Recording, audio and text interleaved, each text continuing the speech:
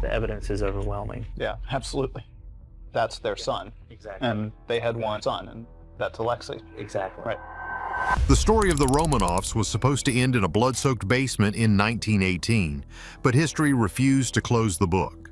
For 90 years, the mystery of whether any of the children, particularly the Grand Duchess Anastasia, escaped their fate became a global legend. In 1991, 9 sets of remains were found. There were 11 people that were killed in Ekaterinburg that night. 2 sets of remains were still missing. Science, however, doesn't care for legends.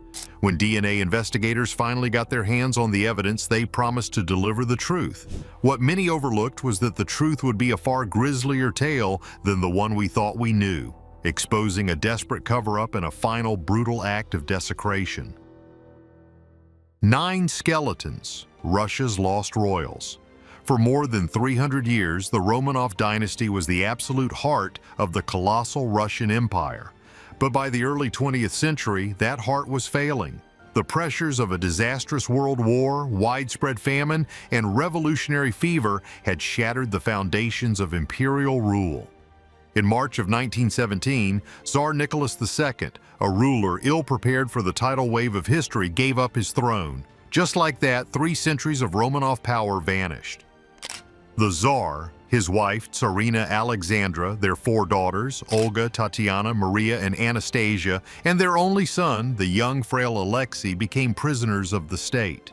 Stripped of their titles and their freedom, they were moved far from the capital to a town in Siberia, and finally to the industrial city of Yekaterinburg. There they were confined to a merchant's house, a place the Bolsheviks renamed the House of Special Purpose. The windows were painted over, their gilded cage shrinking with each passing day. In the pre-dawn hours of July 17, 1918, the family and 4 of their loyal staff were woken from their sleep. They were told the advancing anti-Bolshevik White Army was near and they needed to be moved to the basement for their own safety. Down the stairs they went, Nicholas, Alexandra, their 5 children, their doctor, a maid, a cook, and a valet. The room was small and bare. As they stood waiting, a group of armed men filed into the room. Their leader, Yakov Yurovsky, read a short statement. The Ural Soviet had sentenced them to their end. What followed was not a clean, swift act, but a scene of pure chaos. The room erupted in a frenzy of gunfire. The most shocking fact is that due to jewels sewn into the daughters' underclothing, many of the initial shots failed to be effective, ricocheting around the small space. The scene became even more frantic as the executioners resorted to bayonets and rifle butts to finish their grim work. When the smoke and screams finally faded, 11 people lay on the floor. An entire dynasty had been eradicated in a matter of minutes. But for the men who carried out the act, the night's gruesome task was only half finished. The world could never know what happened here. The Romanovs had to disappear completely.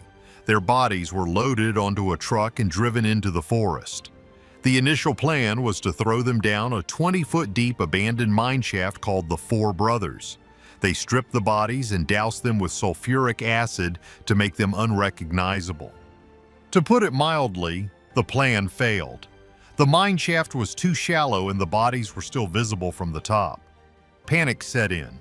In a desperate scramble, they pulled the bodies back out of the pit and loaded them back onto the truck. Time was running out.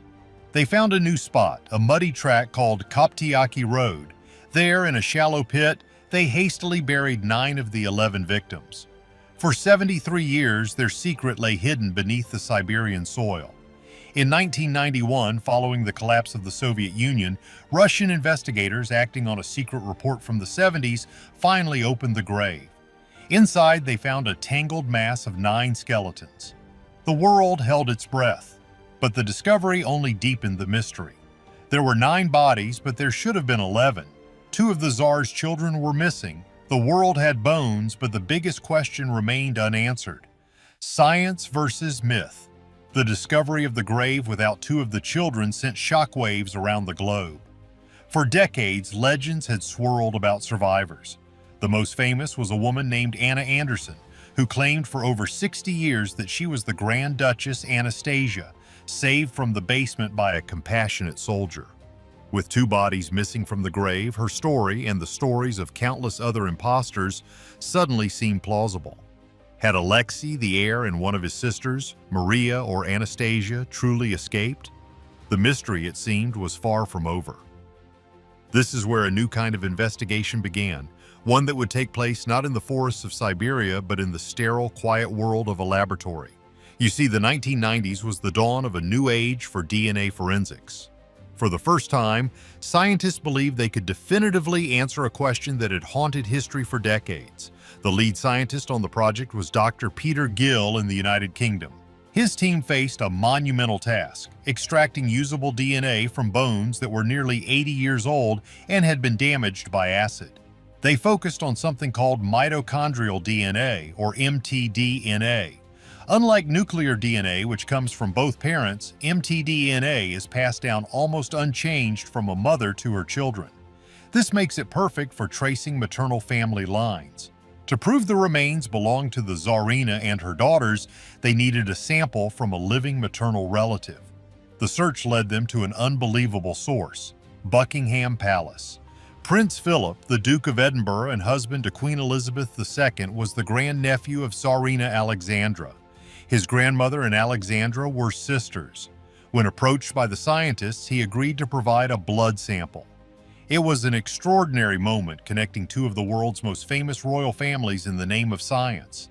When the lab compared Prince Philip's mtDNA to the samples from the grave, the results were stunning.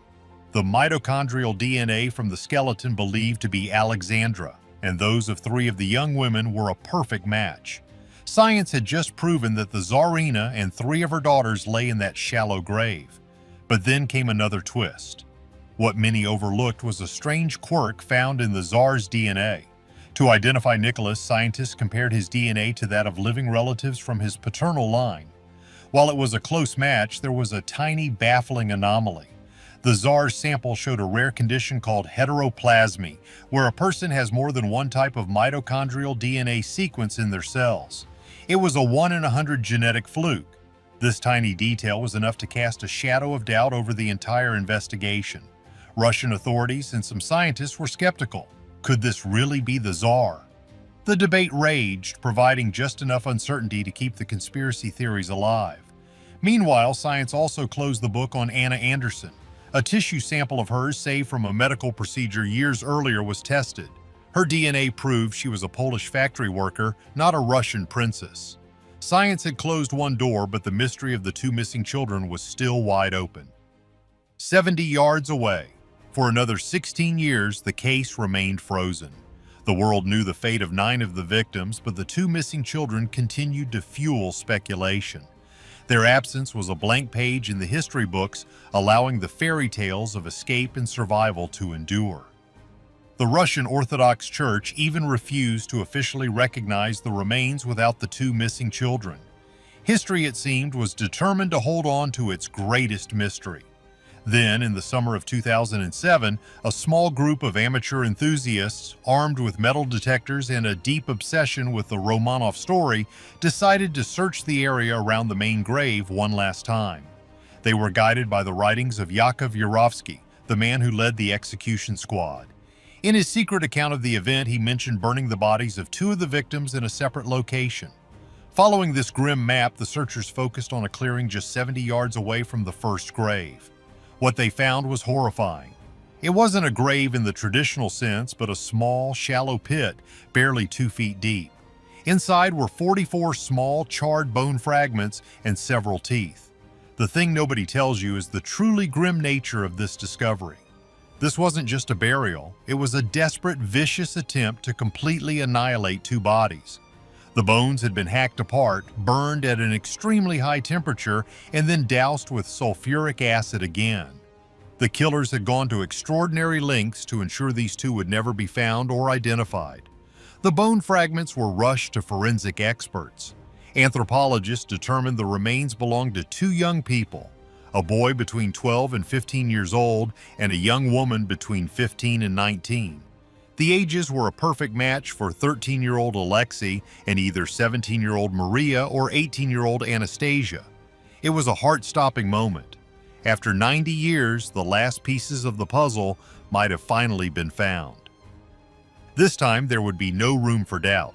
The bone fragments were sent to the world's top DNA labs, including the Armed Forces DNA Identification Laboratory in the United States and a facility in Austria, ensuring the results would be cross-verified. The DNA was badly damaged, far more so than the first set of remains, but technology had advanced light years since the 90s. Scientists were able to extract both mitochondrial and nuclear DNA from the tiny fragments.